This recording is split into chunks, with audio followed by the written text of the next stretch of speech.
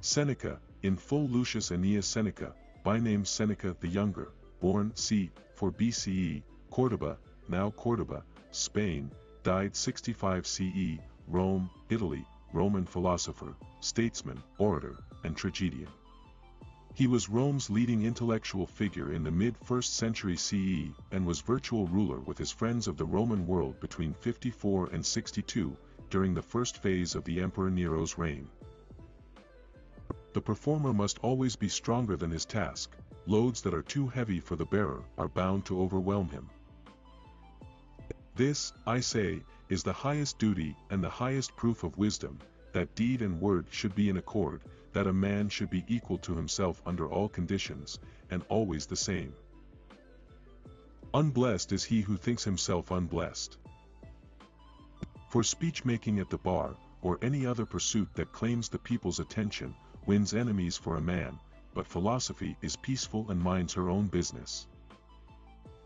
I now warn you not to drown your soul in these petty anxieties of yours. If you do, the soul will be dulled and will have too little vigor left when the time comes for it to arise.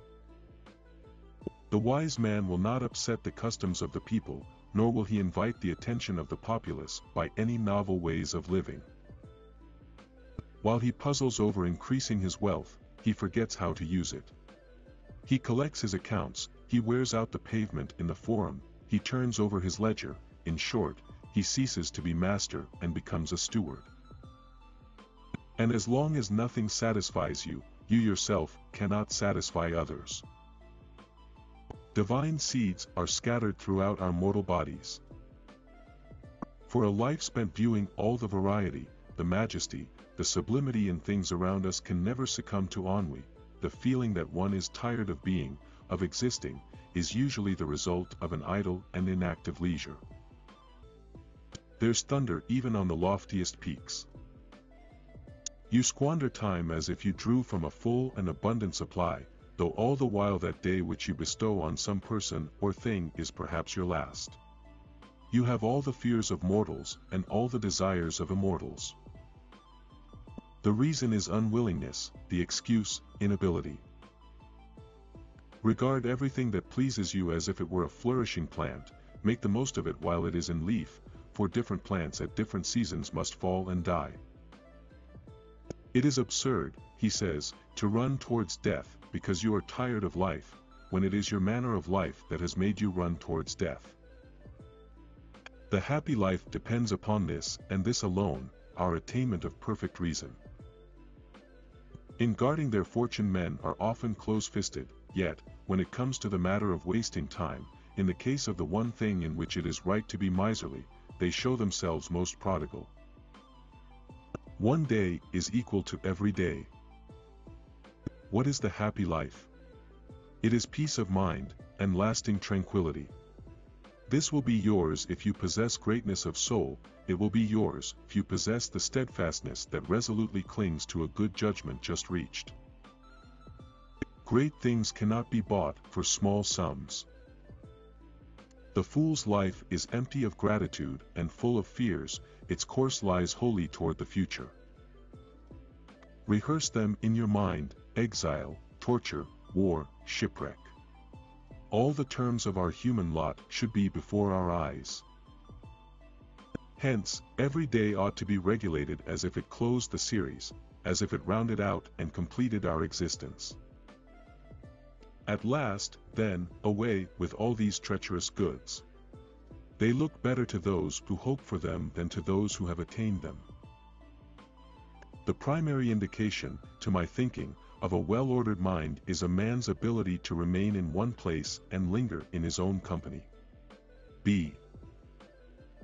Indeed, as long as you are ignorant of what you should avoid or seek, or of what is necessary or superfluous, or of what is right or wrong, you will not be traveling, but merely wandering.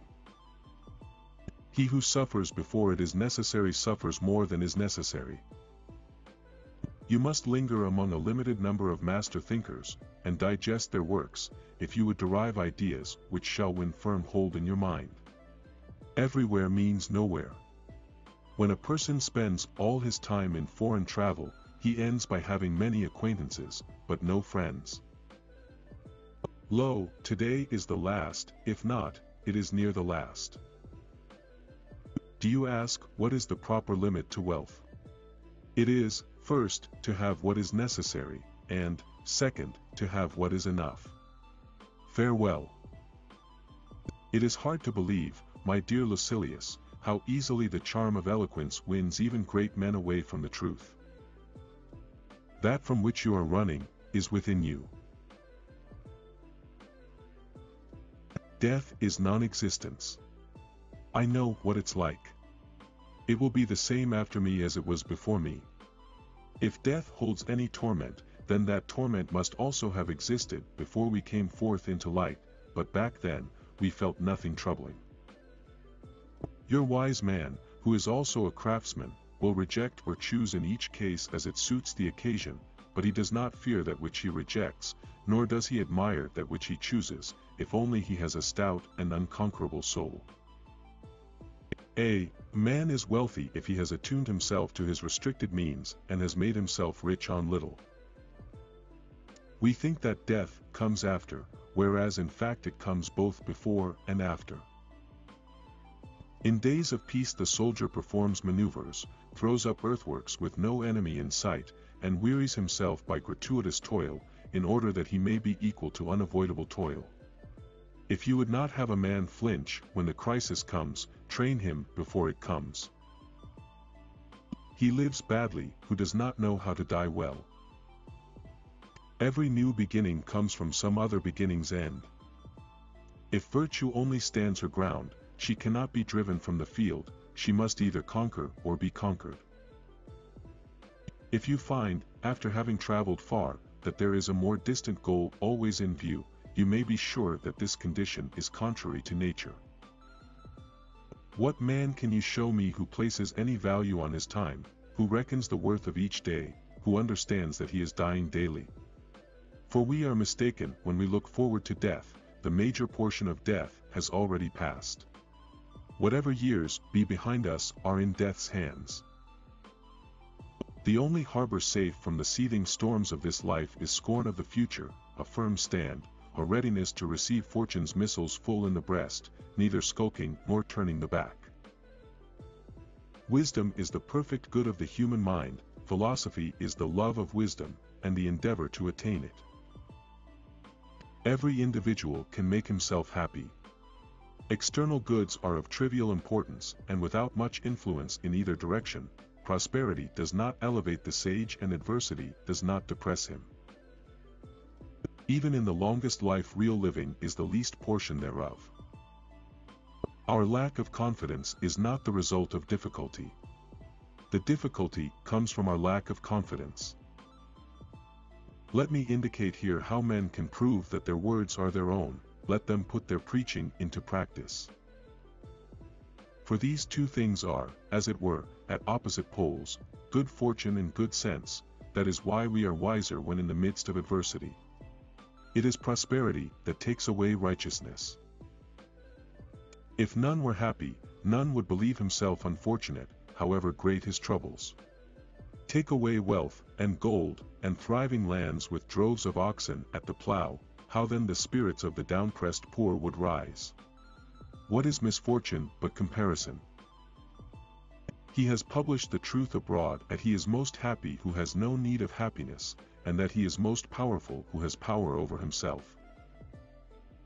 It is one thing to understand the merits and the values of facts, another thing to know the precise moment for action, and still another to curb impulses and to proceed, instead of rushing, toward what is to be done. It is bothersome always to be beginning life. Or another, which will perhaps express the meaning better, they live ill who are always beginning to live. You are right in asking why, the saying certainly stands in need of a commentary. It is because the life of such persons is always incomplete. When a soul rises superior to other souls, when it is under control, when it passes through every experience as if it were of small account, when it smiles at our fears and at our prayers, it is stirred by a force from heaven.